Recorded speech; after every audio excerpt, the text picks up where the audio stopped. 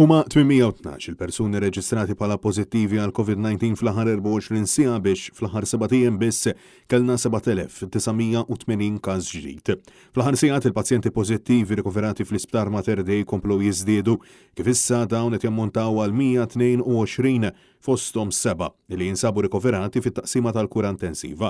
Minħa l-oħra 240 persuna qed jitqiesu mill-Ministeru għas-Saħħa li fiequ fil-waqt li fortunatament ma ġiet irreġistrata l-ebda mewta bil-vittmi tal-pandemija baqgħu jammontaw għal 479. Dan ifisser li l-każi attivi f'pajjiżna żdiedu għal rekord lokali ta' 13,260 biex jiren ta' eluf għadhom jinsabu taħt kwarantina mandatorja.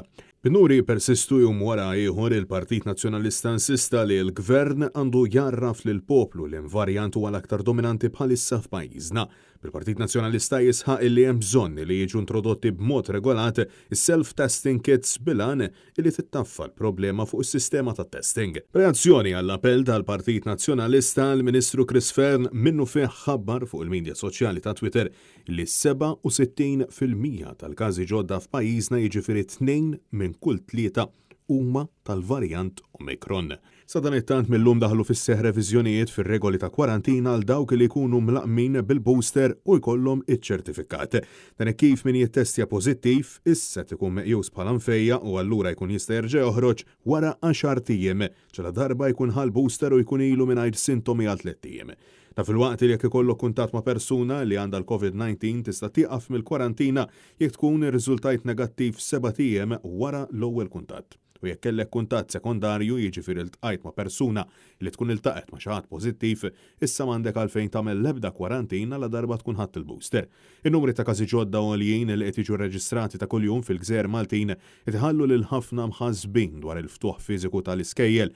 Dan kif diversi għalliema u ġenituri ddeskrivew il-mossa meħuda mill-awtoritajiet, jiġifieri li l-iskejjel jiftħu b'mod fiżiku jumejn biss wara d-data ppjanata oriġinarjament bħala waħda mingħajr l-ebda bażi kif ukoll waħda tad-daħħ fil-wiċċ.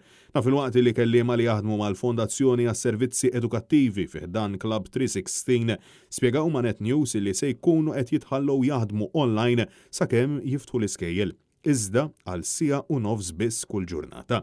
Dan il-pass meħud mill-Gvern qed jurta lil dawn il-ħaddiema x'iddiskrivew bħala wieħed illi qiegħdhom f'baħar ta' dubji akbar anke fid-dawl illi għad hemm dubji dwar jekk l-iskejjel se jiftħu fl-10 ta' Jannar. Barra minn hekk ħafna jibqgħu jesprimu tħassib tagħhom ukoll għall-lista twila ta' stennija illi għad hemm ħalli wieħed jagħmel swab test.